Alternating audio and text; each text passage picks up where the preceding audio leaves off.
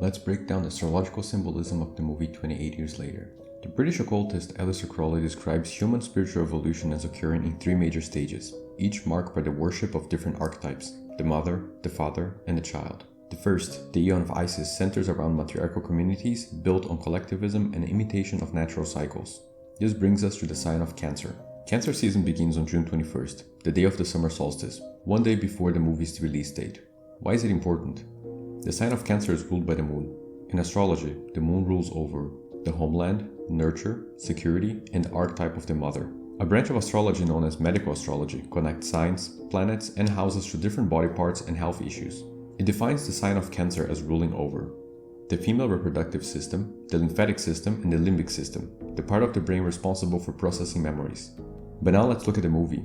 In the title of the movie, 28 refers to the length of a lunar cycle.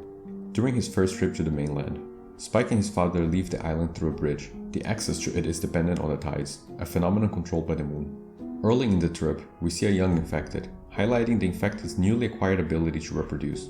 But let's look at the moon from a mythological lens. In Greek mythology, Artemis is the goddess of the moon, the hunt, the wilderness, and childbirth. She is depicted hunting with bow and arrows, weapon of choice for the movie survivors. Following their encounter with the Alpha, Spike and his father finds overnight shelter in an old building. Here Spike dreams of his mother, only to be woken by a dashing herd of deer, forcing them to evacuate the building.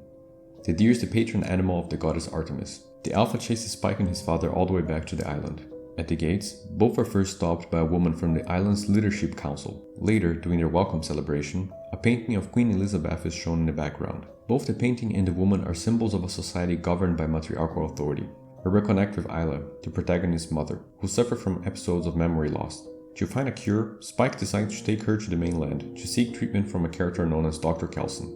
On the mainland, Spike and Isla help a pregnant infected deliver her baby, a scene echoing the story of Artemis aiding her mother during the birth of her twin brother Apollo. Spike severs the cord, foreshadowing his later break from his mother and homeland. The group finally encounters Dr. Kelson, a survivor spending the last years creating a memorial for the deceased. During examination of the baby, Dr. Kelson notes that the barrier of the placenta has prevented it from infection, just like the island has shielded its inhabitants from the disease. Later, Kelson diagnoses Isla with cancer and tells her that the disease has already spread through her lymphatic system, affecting the brain and therefore her memory. After her voluntary death, Spike places her skull in a pile of bones facing the rising sun, a scene symbolic of the end of the lunar age and the dawning of a new solar age. Spike returns to the island only to leave the baby in the care of the community. In a letter addressed to his father, we learn that the child's name is also Isla, meaning island, a symbolic return of the lunar matriarch to her homeland.